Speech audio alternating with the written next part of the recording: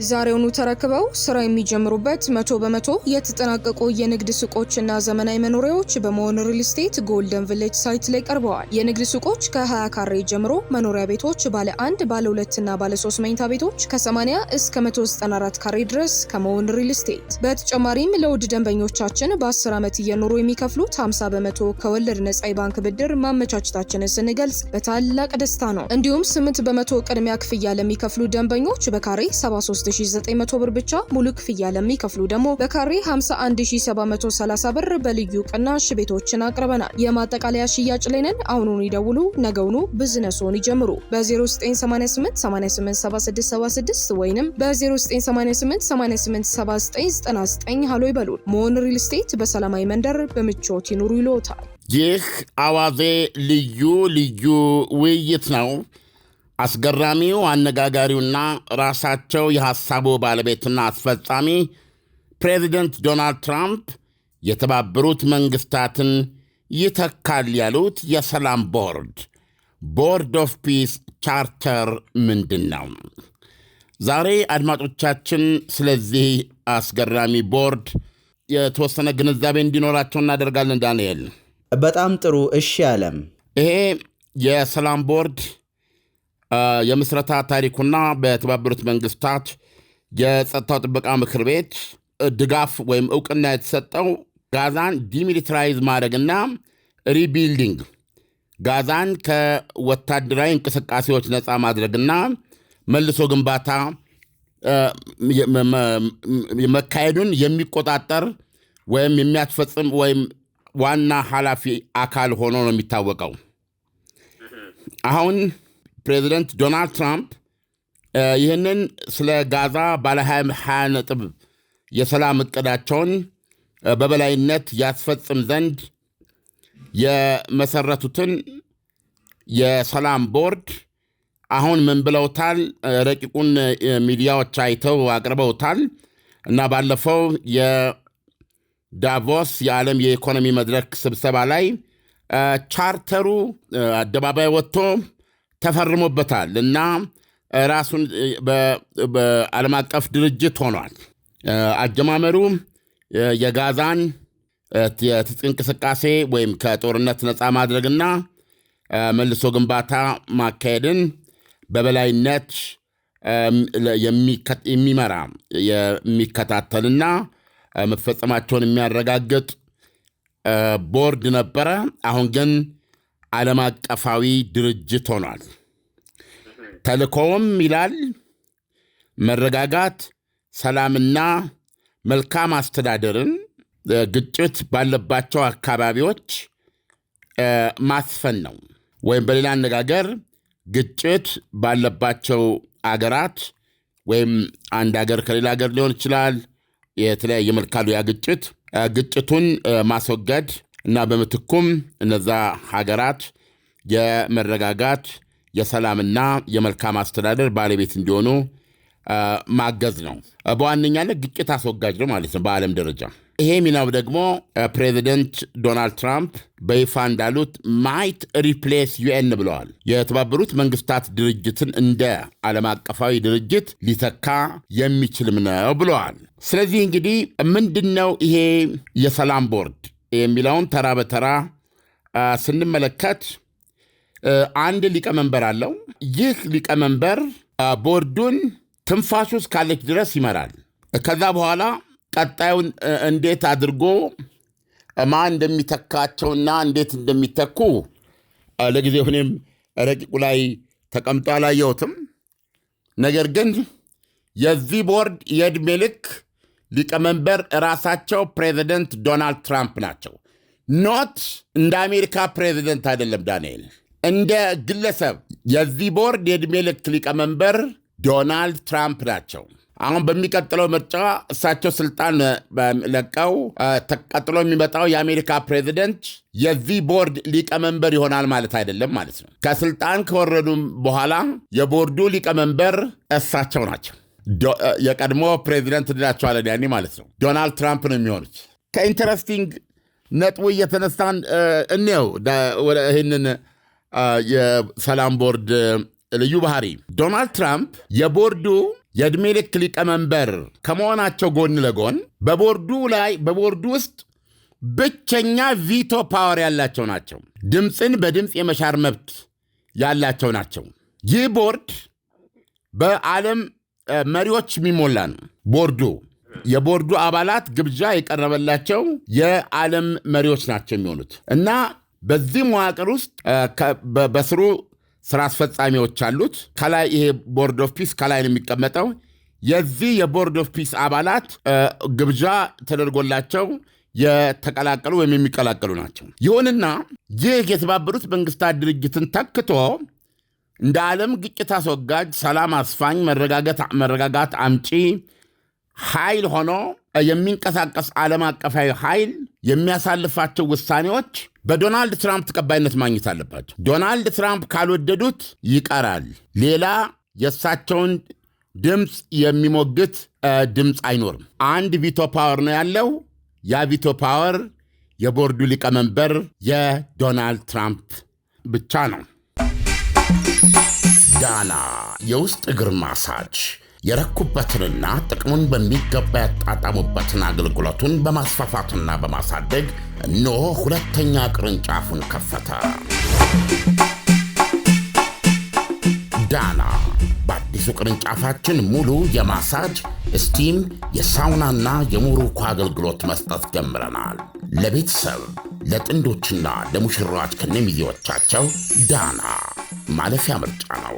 ዳና ቁጥር 1 ብስራተ ገብርኤል አፍሪካ ህንፃ 3ኛ ፎቅ። አዲሱ ቅርንጫፋችን ቡልጋሪያ ማዞሪያ በግዙፉ ድሪም አፓርትመንት። ዳና። ጥያቄ ካለ ቀጥልና ሌሎች ዝርዝሮች እንሄዳለን። ዓለም በዚህ ቦርድ ኦፍ ፒስ ውስጥ አባል መሆን የሚፈልጉ ሀገራት አባል ለመሆን ምን አይነት ቅድመ ሁኔታዎችን ማሟላት ይጠበቅባቸዋል?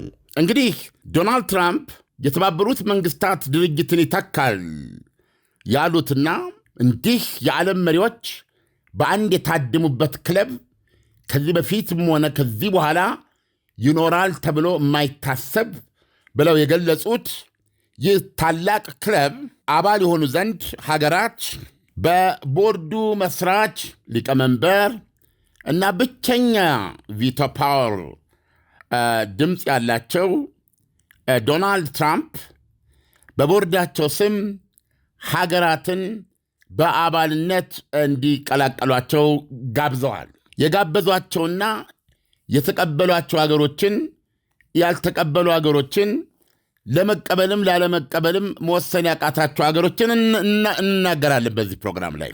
አንድ ነገር ግን ለመናገር እኔና አንተ የምንገኝበት ሰብሳሃራን አፍሪካ ወይም ከዚህ ከሳብሳሃራ አፍሪካ በታች የምንገኘው ከሰሜኖቹ ማለት ነው። ሰሜኖቹ ማለት የማግረብ ሀገሮች የሚባል ወይም አረቦቹ ማለት ነው። ከነሱ ውጪ ከጥቁር አፍሪካ ለአንድም ሀገር ግብዣ ለማቅረባቸውን በተሰበረ ልብ እነግርሃለሁ ዳንኤል።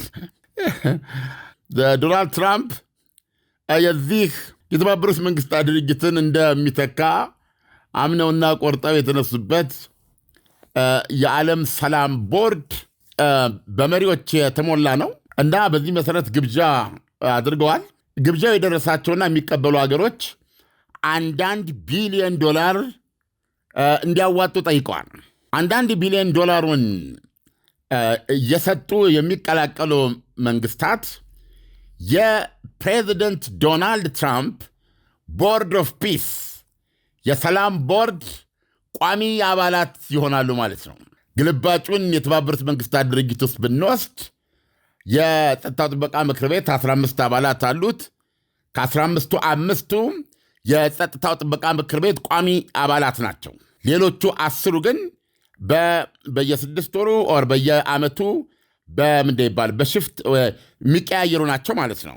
እነዚህ 5ቱ ቋሚ የጸጥታ ጥበቃ ምክር ቤት አባላት እነ ዩናይትድ ስቴትስ አሜሪካ፣ እነ እንግሊዝ፣ እነ ፈረንሳይ፣ እነ ራሽያ፣ እነ ቻይና በሁለተኛው የዓለም ጦርነት አሸናፊነታቸው ያገኙት ወሮታ ነው ዳንኤል። ስለዚህም ከነሱ መካከል አንዱ እምቢኝ ያለው ማንኛውም ጉዳይ በተባበሩት መንግስታት ድርጅት ፊት ቀርቦ አይጸድቅም፣ ሕግ አይሆንም፣ ደንብ አይሆንም። ማንኛውም የጸጥታ ጥበቃ ምክር ቤት እንግዲህ የጠቅላላ ጉባኤው ከፍተኛው አካል ነው። ማንኛውም የጸጥታው ጥበቃ ምክር ቤት ውሳኔ ያልፍና ዓለም አቀፍ ሕግ ሆኖ ወይም አሰራር ሆኖ ተቀባይነት እንዲያገኝ ከአምስቱ መኳንንቶች አንዱ እንኳ ከተቃወመው ፉርሽ ነው። ይሄ እንግዲህ የሁለተኛው የዓለም ጦርነት አሸናፊነት ኃያልነታቸው የሰጣቸው ፕሪቪሌጅ ነው፣ ፕሪሮጌቲቭ ነው፣ ልዩ መብት ነው። ለምሳሌ ምንም አይነት ውሳኔን እንግሊዝ እጇን አውጥታ ከተቃወመችው 14ቱ አባላት 4ቱ ቋሚ አባላትና 10ሩ ተደምረው በሙሉ ቢያጸድቁት እንግሊዝ ስለተቃወመችው ውድቅ ነው የሚሆነው። ፈረንሳይ ስለተቃወመችው ውድቅ ነው የሚሆነው። አሜሪካ ስለተቃወመችው ውድቅ ነው የሚሆነው። ቻይና ስለተቃወመችው ውድቅ ነው የሚሆነው። ራሽያ ስለተቃወመችው ውድቅ ነው የሚሆነው። ቢያንስ ማንም ከጸጥታው ጥበቃ ምክር ቤት 5ቱ አባላት አንዱም ያልተቃወመው ቢያንስ በድምፀ ተአቅቦ ያለፈው መሆን አለበት። ድምፀ ተአቅቦ ማድረግ ይችላሉ። ከ5ቱ አንዱ ለምሳሌ አስተያየት አልሰጥም በዚህ ጉዳይ ብሎ የተቃውሞ ድምፁን ካላነሳ ወይል ያልፋል ማለት ነው። ኖ ብሎ እጁን ካነሳ ግን አለቀ፣ ተፈጻሚ ይሆናል። እዚህ ቦታ ላይ አሁን ዶናልድ ትራምፕ ይሄንን እንዲተካ የወጠኑትና አንዳንዶች ችለው እስከ መጨረሻው ገፍተው አይሄዱ የሚሰለቻቸውና ተረስቶ ይቀራል ብለው የሚጠረጥሩት ይህ የሰላም ቦርድ ቋሚ አባል የምትሆነው $1 ቢሊዮን ስታዋጣ ነው። በዶናልድ ትራምፕ ፊርማ ነው የሚንቀሳቀሰው ያ ገንዘብ እና የተሰባሰበው ገንዘብ ለጋዛ መልሶ ግንባታ ይውላል ነው ያሉት። የጋዛ የወጣው የመልሶ ግንባታ የወጣው ዲዛይን ሪሊ በጣም አስገራሚ ነው። እጅግ ሰማይ ዳሳሽ የሆኑ የባህር ዳርቻውን የዓለም ቱሪዝም መጉረፊያ ሊያደርግ የሚችል በጣም በጣም የቀበጠ ዲዛይን ነው። በብዙ $1 ቢሊዮን ሊገነባ የሚችል ነው። ለዚህ የሚያስፈልገው ገንዘብ ለዛ ይውላል ብለዋል። እንግዲህ እነማ ግብዣ ተደረገላቸው የሚለውን ደግሞ እንመልከት። እሺ አለም፣ እኔ እናንተ የምንገኝበት ይሄ ጥቁሩ ሰው እንዳልተጋበዘ እየነገርኩ ማለት ነው። የተባበሩት አረብ ኤሚሬትስ፣ ሳውዲ አረቢያ፣ አፌን ደምደም እያለኝ ስሟን እጠራለሁ፣ ግብፅ፣ ኳታር፣ ባህሬን፣ ፓኪስታን፣ ቱርክ፣ ሃንጋሪ፣ ሞሮኮ፣ ኮሶቮ፣ አልባንያ፣ ፓራጓይ እነዚህ ግብዣው የደረሳቸውና የተቀበሉ ናቸው። ዳንኤል፣ ካዛክስታን፣ ሞንጎሊያ፣ ኡዝቤኪስታን፣ ኢንዶኔዥያ፣ ቪየትናም እነዚህም ግብዣው የደረሳቸውና የተቀበሉ ናቸው። የእስራኤሉ ጠቅላይ ሚኒስትር ቤንያሚን ኔታንያሁም ግብዣው የደረሳቸውና የተቀበሉ ናቸው። ይሁንና ኔታንያሁ ከዚህ ቦርድ ስር በታች እንግዲህ ከዚህ ቦርድ ስር 7 አባላት ያሉት መስራች ስራ አስፈጻሚ ኮሚቴ አለ። ዋናውን ስራ የሚሰራ ከበላይ ሆነው ከሁሉም ከመሪዎቹ በታች ማለት ነው። እዚህ ውስጥ የፕሬዚደንቱ ሴት ልጅ ባለቤት ጃሬድ ኩሽነር የመካከለኛው ምስራቅ አማካሪ ነው የሚሉት ልዩ መልእክተኛቸው ስቲቭ ዊትኮፍ፣ እንደዚሁም ደግሞ ውጭ ጉዳይ ሚኒስትራቸው ማርኮ ሩቢዮ እና ሌሎች 4 አሉበት እና የቀድሞው የእንግሊዝ ጠቅላይ ሚኒስትር ቶኒ ብሌር እና ሌሎች 3 አሉ። ወደ ግብዣው እንሂድ። ግብዣው የቀረበላቸው እንግዲህ ኔታንያሁ እንዲህ ያለ መዋቅሩ ወደታች እየወረደ ሲሄድ የጋዛን የሚያስተዳድር የጋዛ አስተዳዳሪ ብሔራዊ ኮሚቴ ተቋቁሟል። 15 አባላት ያሉት በፍልስጤማውያን ቴክኖክራትስ የተሞላ የጋዛን የዕለት በዕለት ሕይወት የሚከታተል የአገልግሎት መስጫዎችን፣ ሕግና ስርዓት፣ ፍርድ ቤቶችን እንደዚህ የመሳሰሉትን አገልግሎት የሚያዋቅር 15 አባላት ያሉት የጋዛ አስተዳደር ብሔራዊ ኮሚቴ ተቋቁሟል። ከዚህ ከጋዛ ብሔራዊ ኮሚቴ በላይ ሆኖ አክቹዋሊ መሬት ላይ ይሄንን የሚቆጣጠር ኮሚቴውን የሚቆጣጠርና ከላይ የሚመጣውን የመልሶ ግንባታ ሪሶርስ ተቀብሎ ግንባታውን አክቹዋሊ የሚያካሄድ ዲሚሊታራይዝ የሚያደርግ ሁሉን ነገር መሰራቱን በበላይነት የሚያረጋግጥ ቦርድ ተቋቁሟል። የጋዛ ቦርድ የሚባል እዚህ የጋዛ ቦርድ ውስጥ በአባልነት ያሉ አገሮች ውስጥ የቱርክና የኳታር ተወካዮች አሉ። የቱርኩ ውጭ ጉዳይ ሚኒስትርና የኳታር ደግሞ በኳታር ጠቅላይ ሚኒስትር ጽሕፈት ቤት የስትራቴጂክ ጉዳዮች ኃላፊ፣ በኋላ ላይ ስማቸውን እጠራለሁ። እነዚህ ሁለት ሰዎች መኖራቸው ቤንያሚን ኔታንያሁን እጅግ አድርጎ ያስቆጣቸው ነው። እነዚህ ሁለት ሀገሮች የሐማስ መሪዎችን በሀገሮቻቸው በማስተናገድ የሚታወቁ ናቸው። እስራኤል አምርራ በአሸባሪነት የምትወነጅለውንና የምትፋለመውን ድርጅት መሪዎች በከተሞቻቸው በማኖር እንዲንቀሳቀሱ በማድረግ ከፍተኛ ተቋሙ አላት። ስለዚህ እዚህ የጋዛ ቦርድ ሲቋቋም አክቹዋሊ ጋዛ ውስጥ ያለውን እንቅስቃሴ የሚመራ በበላይነት ሲቋቋም እኔ አልተማከርኩም የሚል መንፈስ ነው ያላት እስራኤል። ይህንን ተቋሟንም ገልጻለች። ዶናልድ ትራምፕ አላማከሩኝም ነው የምትለው። የሁለቱ አገራት በአባልነት መካተት በእጅጉ እንዳበሳጫቸው ገልጸው ነበረ። ይሁንና እንግዲህ አሁን እሳቸውም የዚህ የሰላም ቦርድ የላይኛው መዋቅር ላይ ከግብዣው ከቀረበላቸውና ከተቀበሉ መካከል ሆነዋል ማለት ነው።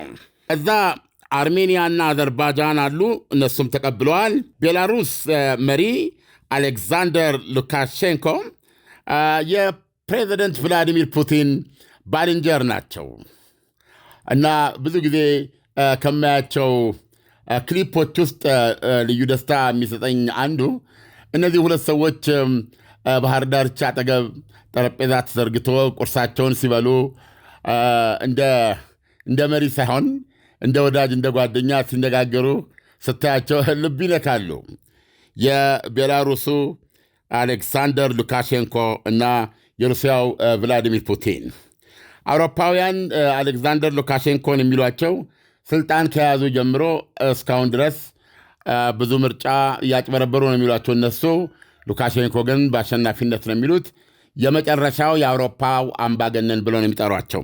ፕሬዚደንት ዶናልድ ትራምፕ ይህንን የእሳቸውን ቦርድ ኦፍ ፒስ እንዲቀላቀሉ ቀዳሚ ግብዣ ከላኩላቸው መሪዎች አንዱ የቤላሩሱ አሌክዛንደር ሉካሼንኮ ናቸው። ተቀብለዋል ዳንኤል።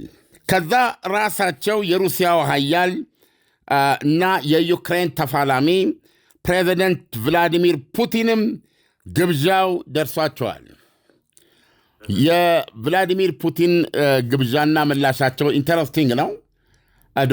ቭላዲሚር ፑቲን ይህንን ምናልባት የተባበሩት መንግስታት ድርጅትን ይተካል ሲሉ መስራቹ ሊቀመንበሩና ብቸኛው ድምፅን በድምፅ የመሻር መብት ባለቤት የሆኑቱ የ80 ዓመታቸው እየተቃረበ ነው ዶናልድ ትራምፕ የላኩላቸውን ግብዣ በደስታ መቀበል ብቻ ሳይሆን እንደውም እኮ $1 ቢሊዮን በከፍል ደስታዬ ነው ብለዋል ቭላዲሚር ፑቲን። ታዲያ ለምን አይከፍሉም የሚል ጥያቄ ልታነሳ ትችላለህ። እሳቸው ምን አሉ? ዋናው አሜሪካ ከዚህ ከጦርነቱ ጋር አያይዛ እንዲቀዘቅዝ ያደረገችው የሀገራችን ተጠባባቂ ዶላር አለዛ የራሽያ አውሮፓና አሜሪካ ተጣምረው የያዙባት $300 ቢሊዮን አላት እና ቢያንስ ከግማሽ ወይም የተወሰነው ክፍል አሜሪካ እጅ ነው የሚገኘውና ቭላዲሚር ፑቲን ምን አሉ? እሱን ልቀቁልን እንጂ ከላዩ ላይ $1 ቢሊዮን ወዲያውንም አስገባው ብለዋል። እና ይህን በመሆንም ያው የቋሚ አባል መሆን ይቻላል። ሌላው ግብዣው የደረሳቸው የካናዳው ጠቅላይ ሚኒስትር ማርክ ካርኔ ነበሩ። ካርኔም መጀመሪያ ላይ ሊቀላቀሉት እንደሚችሉ ፍንጭ ሰጥተው ነበረ። በኋላ ላይ ዳቮስ ላይ ባደረጉ ንግግር ሕግ ለምኔ ፍየል ለምኔ እንደምንለው ሕግ ለምኔ የሚሉ ሀያላን ጉልበታቸውን በሚያሳዩበት ዘመን መካከለኛ የምንባል አገሮች ግንባር መፍጠር አለብን የሚል ንግግር ማድረጋቸው ፕሬዚደንት ዶናልድ ትራምፕን በተራ አነጋገር አነቀላቸው። የታባቱንስና ደግሞ እሱ ብለው ተጋባዥ ብለው ግብዣውን ሰረዙት። እንግዲህ ይህንን ይዘን ወደ አውሮፓ ሀገሮች ስንመጣ እንግሊዝ መቼም እንግሊዝ ናት። ምንድን ነው ያለችው? ብገባ ደስ ባለኝ አለች። ነገር ግን እዚህ የሰላም ቦርድ ውስጥ አክቹዋሊ ውጊያ ላይ ያሉትን ቭላዲሚር ፑቲንን ግብዣው ደርሷቸዋልና የዛ አካል ነው የሚሆኑትና ቆይ ይቅርብኝ ይሄ ነገር ብላለች። እንግዲህ ቅሬታዋን ከተለያየ ነገር ጋር አያይዛለች። ፈረንሳይና ኖርዌይ ቤዚካሊ አፍንጫቸውን በእጃቸው ያዙት፣ አንቀላቀልም ነው ያሉት። ምክንያቱም እነሱ ደግሞ ቆይ ቦርድ ኦፍ ፒስ የሚባለው የሰላም ቦርድ የሚባለው የተባበሩት መንግስታት ድርጅት አለ አይደለም? ምን ማለት ነው? እንዴት ነው የሁለቱ ጎንና ጎን ነው ሊቀጥሉ የሚችሉት የሚለው አጠቃላይ እዛ ላይ ባለው ሁኔታ የተነሳ እስቲ ይለፉን ብለዋል።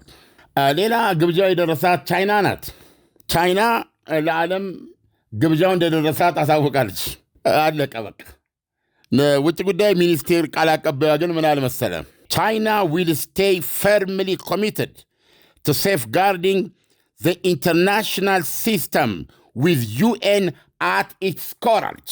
ቻይና የዓለም አቀፍ ሕግ በተባበሩት መንግስታት ድርጅት ማዕከላዊ መሪነት ስር በተባበሩት መንግስታት ራስ ስር ለሚጠበቅ የዓለም ስርዓት ደህንነት በጽኑ ከሱ ጋር አብራ ለመቆየት ጽኑ አቋም አላት አለች። ያው ጨዋታው ይገባል።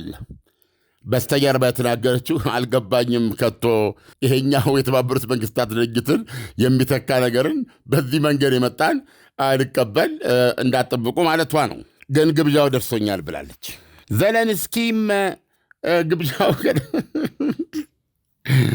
ዘለንስኪም ግብዣው ከደረሳቸው ናቸው። የሰጡት ምላሽ እንዴት አርጌ ከራሽያ ጋር አንድ ምክር ቤት ልቀመጥ? እንደምታውቁት ራሽያ ጠላታችን ናት፣ ቤላሩስ ደግሞ የጠላታችን አጋር ናት። ይለፉን ብላለች።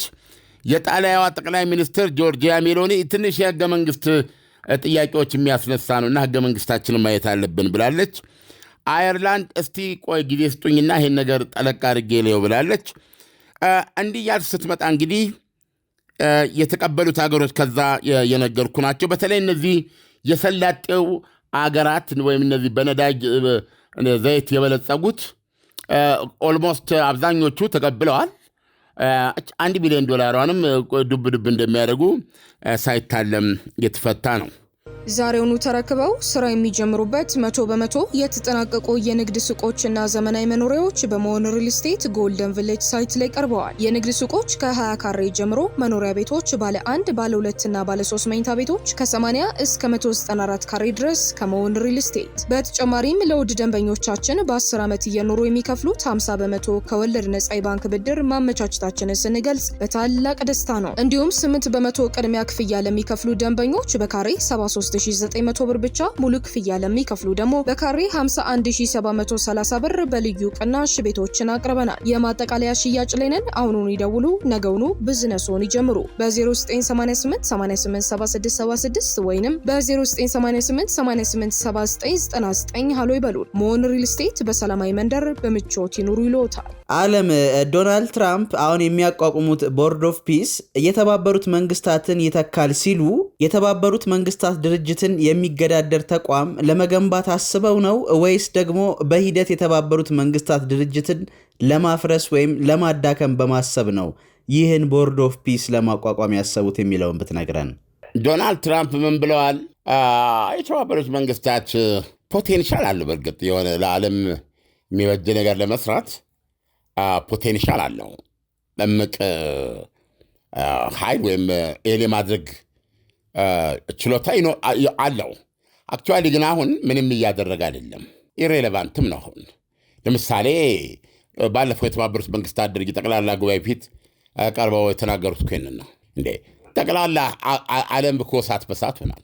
በዚህ በኩል ፓኪስታንና ህንድ ጉሮሮ ለጉሮሮ ተፈጣርቀው ከኋላቸው የኒውክሌር እሳት ለመሳብ ሲደራረጉ የተባበሩት መንግስታት ድርጅት ያንቀላፋ ነበር። የዩክሬን ጦርነት እኮ ስንተኛ ዓመቱ ነው? የተባበሩት መንግስታት ድርጅት የት ነው ያለው? እዛ ኮንጎ እዛ የወርቅ ማዕድኑን ተከትሎ ሰበብ እየፈጠሩ ሩዋንዳን ይዘ ቁልቁል ፍጅት ነው ያለው። የተባበሩት መንግስታት ድርጅት የት ነው ያለው? እዚህ ራሳቸው አንጻራዊ ሰላም ባለበት እዚህ በኤሽያ ማነች ታይላንድና ካምቦዲያ ተላልቀው አልነበር እንዴ? እዛ ደግሞ በዚህ ምስራቅ አፍሪካ ሄዳችሁ እንደሆነ ግብፅና ኢትዮጵያ ተናንቀው ሲያበቁ እኔ አይደለው እንደ የገላገልኳቸው የተባበሩት መንግስታት ነው እንዲያል። በነገራችን ላይ ጦርነት አልተካሄደም አይደለም መቼም እዚህ ሀገር ነው ያለነው ነው ተካሄዷል። ታስታውሳለህ? አይ አልተዋጉም እኔ እስከማውቀው ድረስ አለም እሳቸው አስቆም ያለው ከሚሉት ጦርነት አንዱ ነው። ስለዚህ እነዚህን ሁሉ ጦርነቶች ስልክ እየጠራው እየደወልኩ አረባካችሁ ተዉ፣ አረባካችሁ ነውር ነው፣ እስቲ ቆይ በዚህ መላምቱ አንተም በዚህ ያግዛለሁ እያልኩ የፈታሁት እኔ እኮ ነኝ። ብቻዬን 8 ጦርነት ስፈታ ይገርማቸዋል። አንድ ገዛና ምስጋና እንኳን ስጠኝም የተባበሩት መንግስታት ድርጅት የሚባለው ብለው ወቅሰውት ነበረ በጠቅላላ ጉባኤው ላይ። አሁን የወለሱን የሚተካ የሰላም ቦርድ አቋቁመው ቁጭ አሉ ማለት ነው።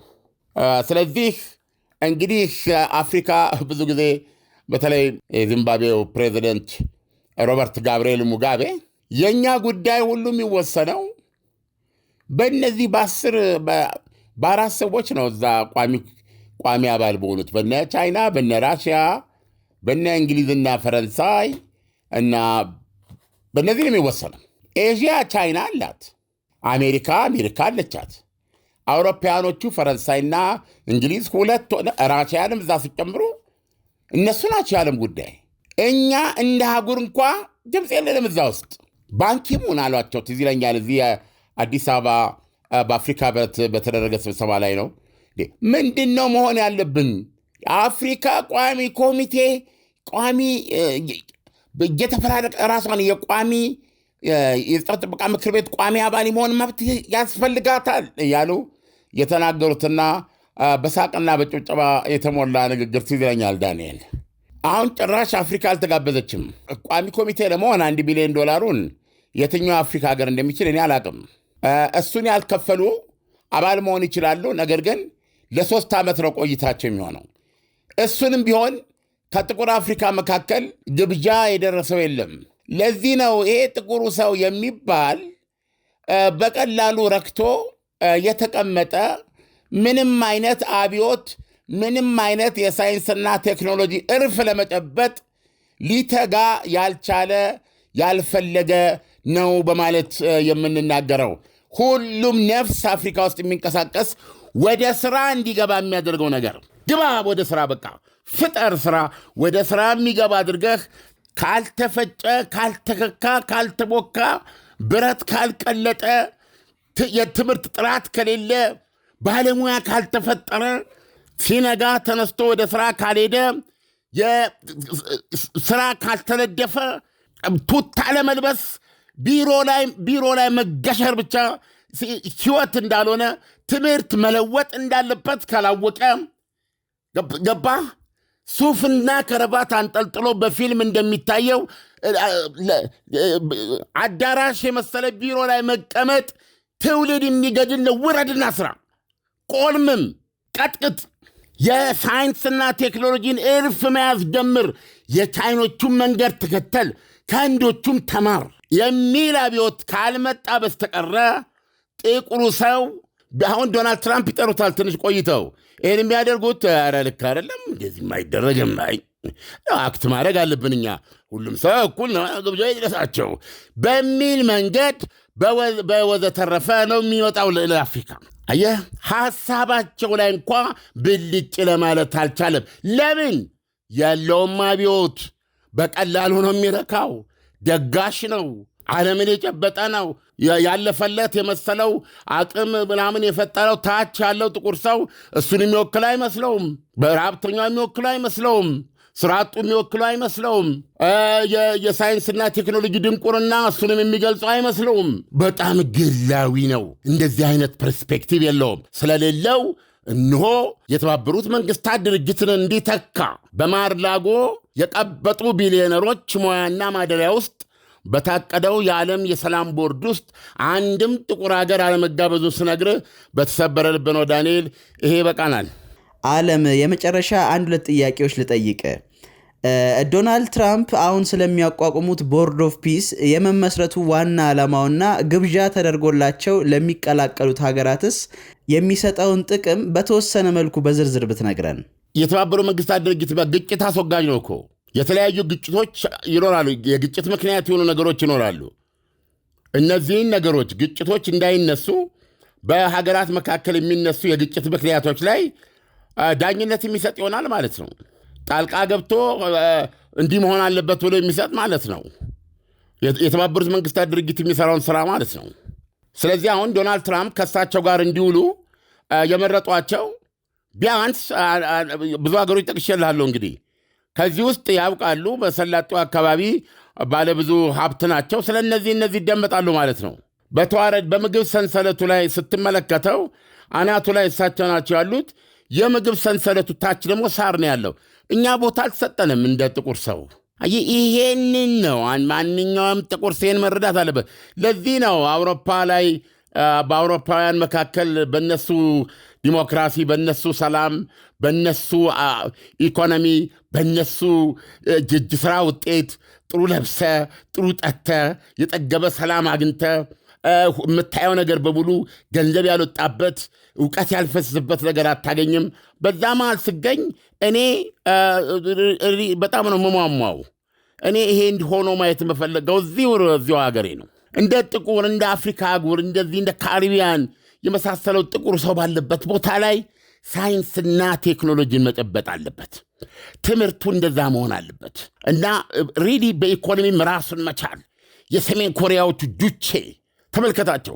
እነዚህ ኪሜል ሱንግ አባትየው የልጅ ልጁ ቢያንስ ነው የምነግርህ ጠግበው ላይ በሉ ይችላል፣ ወይም ቁንጣን ላይኖር ይችላል። ሩዝ አያጡም። ራሳቸው በራሳቸው አምርተው ማንም እንዳይነካቸው አቶሚክ ቦምባቸውን ሰርተው ነው የሚገኙት። ጀስት ኪሞች ነዋል። ደቡብ ኮሪያ ሌላ ስቶሪ ናት። ጃፓን ሌላ ስቶሪ ናት። ቻይና ሌላ ስቶሪ ናት። ተመልከት። እንደዚህ አይነት ቁጭት፣ እንደዚህ አይነት መሻት፣ እንደዚህ አይነት ሰው የመሆን ፍላጎት እንዴት ነው ወደ ሥራ የምንገባው?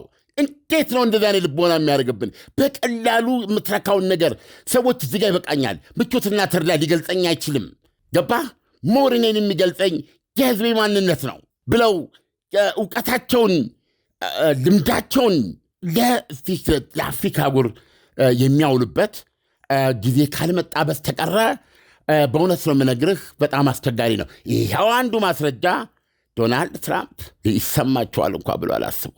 ቢሰማቸውስ ምን ያመጣሉ የሚል ነው እና ይኸው ነው ዳንኤል።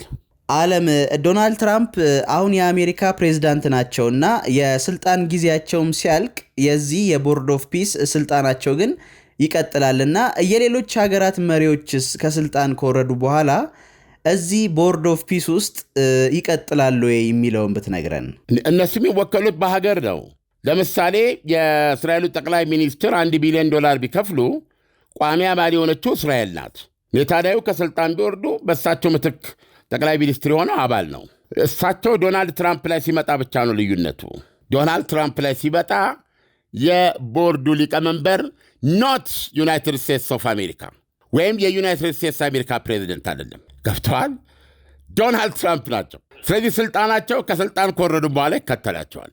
ደግሞ የሚገርም ነገር ወደፊት እኚህ ሰውዬ አልጋ ይዘው የብርቱካን ጭማቂ ቀርቦላቸው ቁርስ ጀርባቸውን እየታሹ የዓለም ጉዳይ እሳቸው ጋር ይሄዳል ማለት ቤታቸው ያሉበት ማርላጎ አለበለዚያ የሆነ የባህር ዳርቻ ትሄዳለህ። እሳቸው አይተው አይሆንም ካሉ አይጸድቅም። ብቸኛ የቪቶ ፓወር ያላቸው ናቸው። እኔ እርግጠኛ ነኝ እንግዲህ ቻርተሩ በተጨማሪ ማብራሪያ ሊኖረው ይችላል ወደፊት። መቼም ሞት አይቀርም እና የሁኔታም ከመጣው አይ ቲንክ የሚያወርሱ ይመስለኛል። እከሌ ብለው እሳቸው የሚተኩ አይነት አሰራር ሊኖረው ይችላል ባይነኝ። እስካሁን የሚታወቅ ነገር የለውም እንጂ ቀጣዩ የአሜሪካ ፕሬዚደንት የዶናልድ ትራምፕ ቦታን አይዝም። ስለዚህ አሜሪካ ቪቶ ፓወር የላትም። ቪቶ ፓወር ያለው የቦርዱ ሊቀመንበር የዕድሜ ልክ ሊቀመንበር ፕሬዚደንት ዶናልድ ትራምፕ ናቸው። ዓለም ለትንታኔው በጣም አመሰግናለሁ። መልካም ጊዜ ይሁንልህ። መልካም ጊዜ